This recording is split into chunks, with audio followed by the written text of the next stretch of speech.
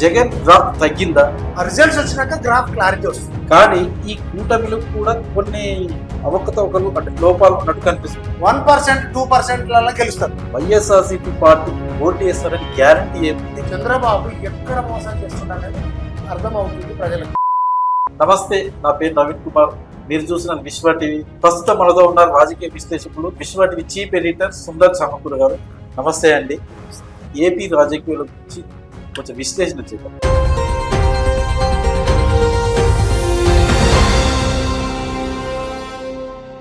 Jagan graph తగ్గిందా?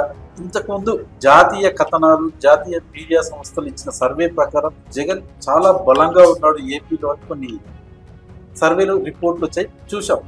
కానీ ఎప్పుడైతే ఈ ఎన్డీఏ భాగస్వామ్య పక్షాలు Janasena party, Telugu Desam party, BJP party అలయన్స్లో వచ్చిన తర్వాత నిజంగా వైఎస్ఆర్సీపీ పార్టీ గ్రాఫ్ తగ్గిందంటారా? ఒకసారి 175 సీట్లు వచ్చిన స్థాయి ఆయన. అంటే దేశంలో ఆల్మోస్ట్ ఒక అరవింద్ కేజ్రీవాల్ తర్వాత అంటే 70 సీట్లలో 67 వచ్చినాయి. ఏది కిరణ్ బేడి ఎదురు ఉన్నప్పుడే. సో కాబట్టి ఇప్పుడు ఈయనకు ఉన్నటువంటి ఆ గ్రాఫ్ అని ఎప్పుడు అంటామంటే జనరల్గా మన యొక్క ఎడ్యుకేషన్ సిస్టమ్ భాషలో ఆ రిజల్ట్స్ వచ్చినాక గ్రాఫ్ క్లారిటీ వస్తుంది. ఇప్పుడు ఏంటంటే ఆయనకు చేజేతులా జరిగినటువంటి అవన్నీ చూస్తే ప్రజలలో వ్యతిరేకత వచ్చింది. ఎట్లా? రాజధాని ఫస్ట్. ఇక్కడ ముఖ్యంగా ఆంధ్రాలో ప్రధానమైనది ఏంటంటే కుల సమీకరణం 100% తెలుసు. ప్రాంత సమీకరణం, రాయలసీమ, ఆంధ్ర, కోస్తా ఇవన్నీ విభిన్నమైనటువంటి ఆ యొక్క ఎప్పుడైతే మొదట్లో ఈ తేడాలు ఉండేది. ఈయన కూడా ఏ పద్ధతిలో స్టార్ట్ చేసిండు? తండ్రి ఇమోషన్, తండ్రి పేరు ఈయన మొట్టమొదటి స్టార్ట్ చేసినప్పుడు విధానం. తర్వాత పాదయాత్ర, కష్టపడ్డాడు, కృషి చేసిండు, కలిసి వచ్చింది. ఎట్లా కలిసి వచ్చింది? చాలా పద్ధతిగా. అసలు ప్రజలు ఇవన్నీ చూడలే. రేపు ఏమేం చేస్తాడు ఇంకా స్టార్ట్ కాకముందు ముచ్చట చెప్తున్నా. మ్యాండేట్ క్లియర్గా ఇచ్చిండ్రు. 175 సీట్లల్లో 151 రావడం అనేది, నేనైతే 175 అనేసిన. ఎందుకంటే ఆల్మోస్ట్ 175 151 అంటే ఇక క్లీన్ స్వీప్ అన్నట్టు. తర్వాత ఒక్కొక్క విషయం వస్తుంటే లాస్ట్కు అంటే వినకూడనిది ఏదో గొడ్డలతోని ఒంటితోనో కత్తి ఏదో గేమ్ జరిగింది. మధ్యలో కోడి కత్తి అనేది ఒకటి జరిగింది. ఇంకా కొన్ని విషయాలు చూస్తే ప్రధానంగా బాగా బాధ పెట్టింది ఏంటంటే వివేకానంద హత్య. దానివల్ల చాలా చాలా చాలా విషయాలు ఇవి కాకుండా అంత నేరమా, అంత ఘోరమా అన్నట్టుగా కొంత పర్సెంటేజ్ ఆఫ్ పీపుల్, ముఖ్యంగా మహిళలు చాలా ఇబ్బంది పడతారు ఇట్లాంటివి చూసినప్పుడు.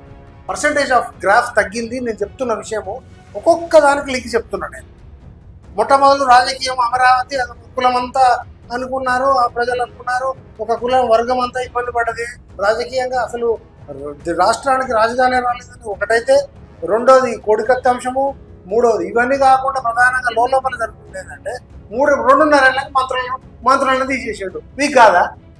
ఎందుకంటే అక్కడ మనం ప్రజలకు జనరల్గా మన లాంటి ఆలోచన పనులు మంచితనంగా ఆలోచించినోడు అభివృద్ధి కోసం ఇంకొకటికి 2.5 ఏళ్ళు అవకాశం రోజాకు వాళ్ళకి ఇచ్చింది అనుకున్నాం.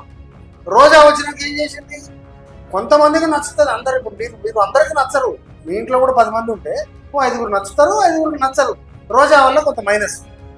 కొడాలి నాన్ని బయటికి పోయినందుకు అదొక మైనస్. ఇట్లా ఈ విధంగా ఒక్క చోట కాదు, ఇటు నేరపరంగా, అటు రాజకీయ పరంగా, ఇటు సంస్కార పరంగా ఇన్ని దెబ్బల. అటు సైడ్ పోయి శ్రీకాకుళం దిక్కు మాట్లాడదామంటే అక్కడ బొత్స సత్యనారాయణ ఆల్మోస్ట్ మన యొక్క ఈ వ్యక్తులకు ఎక్కువ మాట్లాడే అవకాశం కూడా ఈయన మొదట్లో ఇవ్వలే.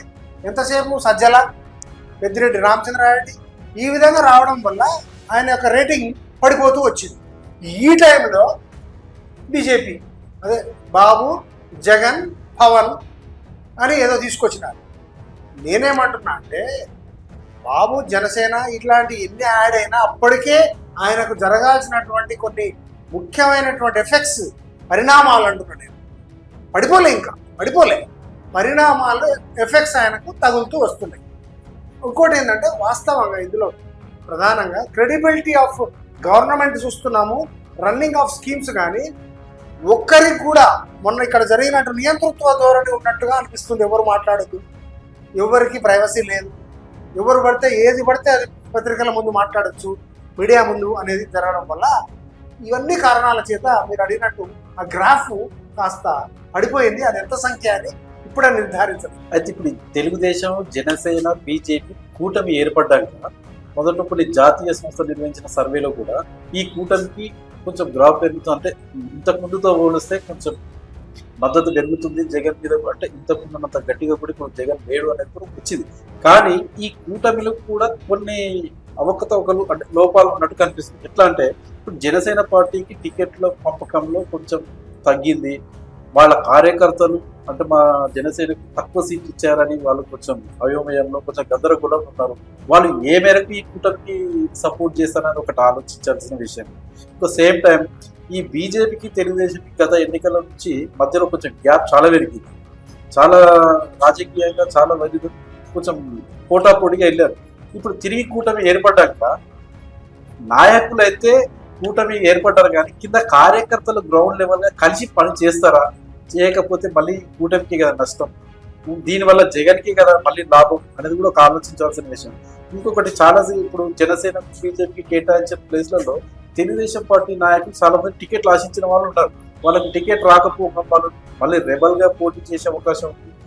వీటి వల్ల తెలుగుదేశం కూటమికి లాభమా లేకపోతే ఈ లోపాల వల్ల జగన్కి ప్లస్సా? ఇక్కడ ఎవరికి ప్లస్ ఎవరికి మైనస్ అనే ప్రశ్న కన్నా కొంత విశ్లేషణ మనం చేసుకోవాలి. చంద్రబాబు నాయుడు జైల్లో పడ్డ తర్వాత ఒక్కసారే ఆయన బయటకు వచ్చి ఏదో కరుణ జాలి చూపించినట్టు జైల్లో పవన్ కళ్యాణ్ ఓకే చేశారు. తర్వాత కార్యకర్తలు మమ్మల్ని అడగకుండా ఎందుకు చేసినాం అనేది కూడా వెళ్ళినాయి. నిన్న ఆ పర్యవసానం నిన్న ముద్రగడం పద్మనాభం వెళ్ళిపోవడానికి కూడా అదే కారణం. కాకపోతే ఆయన పోతప్పుడు 20 సీట్లు తీసుకోవచ్చుగా, 2 ఏళ్ల సీఎం తీసుకోవచ్చుగా అని చెప్పడం జరిగింది. సో మీరు అన్నట్టు అదొక గ్యాప్. అసలు 15 ఏళ్ల నుంచి సెలబ్రిటీ ఏం చేస్తున్నాడు అనేది ప్రజలకు వచ్చింది. ప్రజలకు అది కూడా ఉంది. కాకపోతే మొట్టమొదటి మీరు అడిగినట్టు 3 కలిస్తే ఎప్పుడైనా మన దాంట్లో ఏంటంటే 3 కట్టెలు ఒక్కసారి పెడితే ఇరగొట్టడానికి ఇష్టం. మన సూచన చిన్నప్పటి నుంచి మన మిత్రబంధం మిత్ర దీంట్లో కథలలో చెప్తూ ఉంటారు, ఐకమత్యమే బలం. వీళ్ళు ఐకమత్యంగా 3 కలిసి చేస్తేనేమో అక్కడ బలం అవుతుంది. కానీ ఐకమత్యం లేదు అని మీ ప్రశ్నలో ఏదైతే అడుగుతున్నారు వాస్తవం ఉండదు రాజకీయంలో. అది సమీకరించాలి. ఎట్లా అంటే ఇప్పుడు బీజేపీ చాలా చిన్న పర్సంటేజ్ అక్కడ. ఇప్పుడు ఏదైతే ఆ రాష్ట్రంలో అసలు లేనే లేదు అనుకుంటున్న తరుణంలో కొద్దిగా మనకు వచ్చింది. కాంగ్రెస్ లేదు అక్కడ, ఇది లేదు. ఇప్పుడు ఏమవుతుందనంటే భారతీయ జనతా పార్టీ, జగను, టీడీపీ కలిస్తే ఒరిగేది ఎంత అనే ప్రశ్న వేసినప్పుడు ఐకమత్యంగా ఉంటే పనులు అవుతాయి అనడానికి ఇప్పుడు నరసాపురం సీటు పోగొట్టుకున్నట్టే వాళ్ళు. ఎగ్జాంపుల్ రఘురామకృష్ణరాజుకి ఇవ్వలేదు. అసలు అక్కడ క్యాండిడేటే ఆయన ఆల్రెడీ ఈ కుటుంబంలో ఉన్న నేను, మీరు ఎవరని ఆయన నాకు, మీరు బీజేపీ అక్కడ పైనుంచి ఫోన్ వస్తుందని వెయిట్ చేస్తున్నాడు. ఇక్కడ జనసేన అధ్యక్షుడు పిలుస్తాడేమో అని పాపం ఎదురు చూస్తున్నాడు. ఇక చంద్రబాబు ఏడని ఆయనకు తెలుసు. ఎందుకంటే చంద్రబాబు మొదటి నుంచి కూడా మనం ప్రజలందరూ అనుకునేది అదే, తెలివి కల్లోడు ఉంటేనేమో దూరం పెట్టాలి, తెలివి లేనివాడు ఉంటేనేమో గొప్పోడు అనాలి. ఇది ఎందుకంటే బాలకృష్ణని చూసినప్పుడే అర్థమైపోయింది మనకి ఏ విధంగా చంద్రబాబు ఎవరిని ఆడ జూనియర్ ఎన్టీఆర్ లేడు ఆ పార్టీలో. వాస్తవంగా ఆయన ప్రయత్నం చేస్తే రావాలి. కాబట్టి రఘురామకృష్ణరాజు ఇలాంటి కార్యకర్తలను, ఇలాంటి నాయకులను, ఇలాంటి అభ్యర్థులను దూరం చేస్తూ మీరు అడిగిన ప్రశ్నలో ప్రధానంగా ఏంటంటే ఉమ్మడిగా అందరూ ఒక చోట చేరి 3 పార్టీలు, ఒకడేమో 15 ఏళ్ల నుంచి చేస్తున్నాడు పవన్ కళ్యాణ్, చంద్రబాబు మనం ఆల్రెడీ చూసినాం ఆయన 14 ఏళ్ళ ముఖ్యమంత్రిగా, బీజేపీ ఆల్రెడీ ప్రధానమంత్రి అక్కడ ఉన్నాడు. అలాంటి పార్టీ వాళ్ళ ఇట్లా వెళ్ళిపోతుంది, ప్రపంచంలాగా వెళ్ళిపోతుంది. దేశంలో 2 రాష్ట్రాల నుంచి 23 రాష్ట్రాలకు 24 రాష్ట్రాలకు వచ్చింది. సిక్కింలో 2% నుంచి ఎక్కడికో వచ్చింది. నేననేది ఏంటంటే ఇటు సైడ్ వీళ్ళు నష్టపోతే మాత్రం బెనిఫిట్ జరిగేది. ఎందుకంటే జగన్ ఎక్కడ పాస్ అవుతాడంటే సంక్షేమాలు, అమ్మఒడి చిన్నది కాదు, మధ్యాహ్న భోజనం ఎంత క్లారిటీ ఉంది, గవర్నమెంట్ స్కూల్ ఇలా ప్రైవేట్ స్కూల్ లాగా. ఇక్కడ మనం హైదరాబాద్ పబ్లిక్ స్కూల్కి ఎట్లయితే పైరవి చేసుకొని, సెంట్రల్ స్కూల్కి ఎట్లయితే పైరవి చేసుకొని పోతామో ఆ పైరవీలు నడుస్తున్నాయి. అక్కడ ఎంత బాగానో ఇంగ్లీషు ప్రపోజ్ చేయడం, పేరెంట్స్ కూడా చాలా మటుకు కొంతమంది మాత్రమే దేశ భావజాలాన్ని ఇష్టపడేటోళ్ళు ఉంటారు. పేరెంట్స్ ఏమంటారు, నా పిల్లలు ఇంటికి వచ్చి ఇంగ్లీష్ చదువుతారు కదా. కాబట్టి ఇలా చూస్తే ఆయన సంక్షేమాలు చిన్నగా లేవు. ఇంకోటి ఊరికి 5 పెట్టాక ఎక్కడైనా ఎంత మంచి కూరైనా కొద్దిగా సప్పగా ఉంది, కొద్దిగా ఉప్పు లేదని అంటాం. ఆయన ఈ సంక్షేమాలు, ఈ ఆర్గనైజేషను, సెక్రటేరియట్, విలేజ్ సెక్రటేరియట్లు ఇవన్నీ ఎంత బాగా పనిచేస్తున్నాయో అందరికి తెలుసు. ఇప్పుడు ఏంటంటే ఆయన మధ్యలో అంటే సుప్రీంకోర్టు స్టే, బెయిలా కాదా, హియరింగా, ఇప్పుడే ఫ్లైట్ పట్టకుండా, ఇప్పుడే మోడీని మొక్కొచ్చిండా, ఇప్పుడే పోయి దండం పెట్టిండా, వీటి వల్ల కొంత బాగా డిస్టర్బెన్స్ జరగడం వల్ల గ్రాఫ్ తగ్గింది. ఇక్కడెక్కడ పెరుగుతుందంటే ఇంకా నాకేమనిపిస్తుందంటే ఈ భావజాలం బాగాలేనటువంటి చంద్రబాబు ఎక్కడ మోసం చేస్తుండ అనేది అర్థమవుతుంది ప్రజలకు. జగన్ వైనాట్ 175 సిద్ధం సభలతో దూసుకుపోతున్నారు. అయితే ఖచ్చితంగా ఇప్పుడు మీరు అన్నట్టుగా సంక్షేమ పథకాల వల్ల లబ్ధి పొందిన ప్రజలందరూ వైఎస్ఆర్సీపీ పార్టీకి ఓటు వేస్తారని గ్యారంటీ ఏముంది? ఎందుకంటే అక్కడ అభివృద్ధి జరిగిందా అంటే ఓన్లీ పథకాలతోటే ఈ సంక్షేమ పథకాలు ఒకటే నడిచిందా? అదేంటంటే ఇప్పుడు మనం కూడా గతంలో కొన్ని రాష్ట్రాలు చూసాం. ఇప్పుడు ఒరిస్సా లాంటి రాష్ట్రం 5 సార్లు పట్నాయకు ఉందంటే సంక్షేమంతో పాటు గిరిజనులకు వాళ్ళకు అభివృద్ధి కూడా ఇవ్వడం జరిగింది. ఎందుకంటే నవీన్ పట్నాయక్ అంత ఈజీగా ఆయన వేడి 5 సార్లు ఉండడం అంటే ఆ పాలసీని ఒక్కసారి తండ్రి పేరు మీద వచ్చిన 151 లేకపోతే ఈయన కష్టంతో వచ్చిందో అదే మనసులో పెట్టుకుంటే కష్టం. మీరు అన్నట్టు సంక్షేమాలే గెలిపించవు. అభివృద్ధి అనేది చూస్తే కొన్ని కారణాల చేత అక్కడ ప్రజలు అక్కడ ఎంత కాదన్న వర్గాలు రెడ్డి, కమ్మ, కాపు, మిగతా బీసీలు సపోర్టు ఎప్పుడూ ఉంది. ఇక్కడ ఈ తారతమ్యాలే ఎక్కువ భాగము అక్కడ ముఖ్యమంత్రి నిర్ణయించినాయి మొదటి నుంచి కూడా. ఇప్పుడు ఏందనంటే ఇమ్మీడియట్గా సంక్షేమాల మీద గెలిచేంత లేదు. అయితే ఆయన ఏం చేశాడు, అందుకని చాలా మందిని కూర్చోబెట్టి 40 సీట్లు అన్ని వేరే వాళ్ళకి ఇవ్వడం జరిగింది. అది ఒక్కటి కొంచెం ప్రాతిపదిక ఏం మారుతుందంటే కొత్త వ్యక్తి కాబట్టి. ఇంకోటి ఇప్పుడు రాబోయేటువంటి రిజల్ట్స్ ఎట్లుంటాయంటే ఈరోజు చెప్తున్నా మన విశ్వ టీవీ తరఫున 1%, 2% గెలుస్తారు ఓట్లు.